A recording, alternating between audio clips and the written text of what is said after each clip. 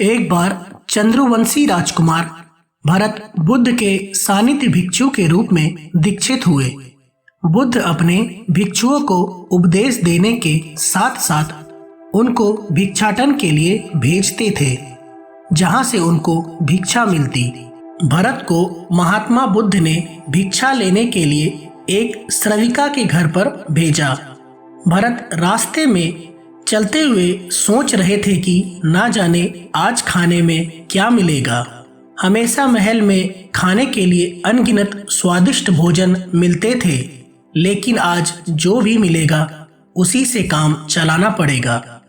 भरत ने श्रविका के घर पर जाकर भिक्षा के लिए याचना की। श्रविका ने भरत को बैठने के लिए कहा। श्रविका जब अंदर गई थी तो भरत पुनः अपने प्रिय भोजन के बारे में सोच रहे थे। जब श्रविका भोजन लेकर आई तो भरत अचंभित रह गए। भरत अपने प्रिय भोजन को देखकर खुश हो गए।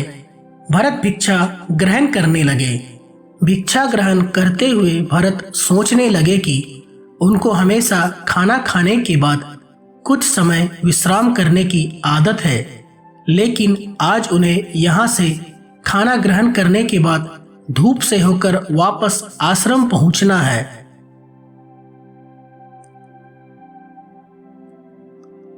भोजन हो जाने पर श्रविका ने भरत को कुछ समय विश्राम करने के लिए आग्रह किया। भरत पुनः खुश हो गए। सारी इच्छाओं की पूर्ति होते देख भरत इसको एक संयोग मानकर कुछ देर के लिए लेट गए। लेटते हुए भरत सोचने लगे कि आज तो सोने को मिल गया, लेकिन मेरे सर से हमेशा के लिए छत का साया तो मिट गया है। जब भरत सोकर पुनः उठे तो श्रविका ने कहा कि आपको जब तक यहाँ पर रहना है आप यहाँ पर रह सकते हैं। अब भरत समझ गए कि ये कोई संयोग नहीं है, श्रविका जरूर मेरा मन पढ़ रही है। भरत खड़े हुए। भरत ने श्रविका से पूछा, मुझे क्षमा कीजिए, पर क्या आप मेरा मन पढ़ सकती है? आप यह सब कैसे कर लेती है? श्रविका ने कहा, शुरू में मेरे लिए ये कठिन था, लेकिन मैंने खुद के विचारों को देखना शुरू किया।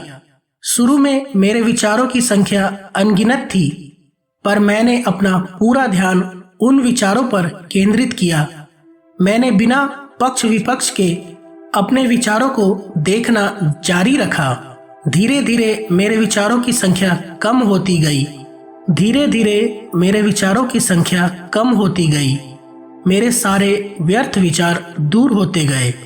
तब से मैं दूसरों के विचार पढ़ लेती हूँ। यह सब सुनकर भरत घबरा गए। भरत ने श्रविका से आज्ञा ली और वहां से निकल पड़े।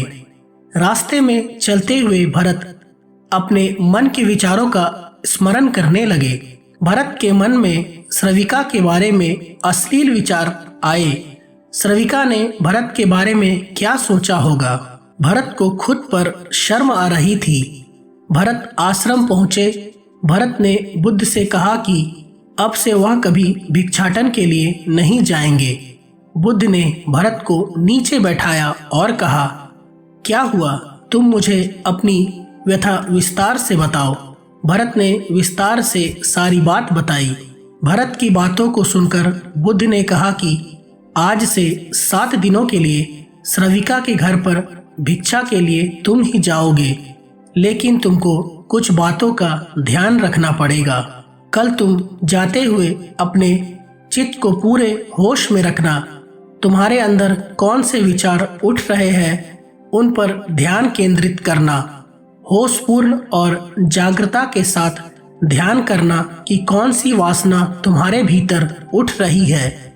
इन सभी का ध्यान करते हुए जाना और फिर मुझसे विचार विमर्श करना।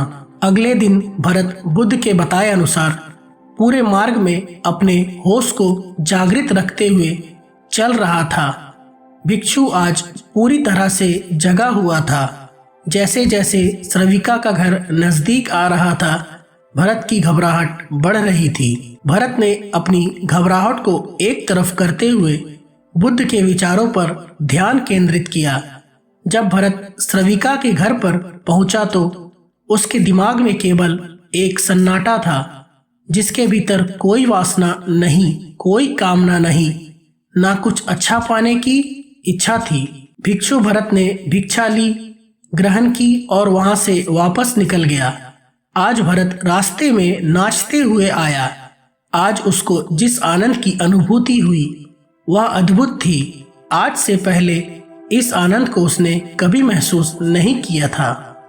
भरत ने आश्रम जाकर बुद्ध को प्रणाम किया। इस कहानी से आपको क्या सीखने को मिला, आप वो मुझे नीचे कमेंट में जरूर बताएं। धन्यवाद।